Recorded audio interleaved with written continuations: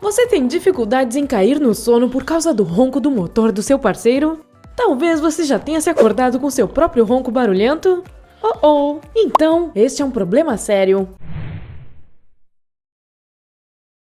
Levando o seu sono nesse ritmo, na melhor das hipóteses, você continuará com sonolência excessiva durante o dia, cansaço, falta de energia, prejuízo da memória e impotência sexual. No pior dos casos, a queda da oxigenação e liberação de adrenalina decorrente dessas paradas respiratórias causa um aumento da pressão arterial, insuficiência cardíaca, arritmias, aumentam as chances de sofrer um derrame cerebral ou um infarto do miocárdio. Isso tudo é muito sério para você que ronca e para as pessoas à sua volta que também sofrem com o ruído.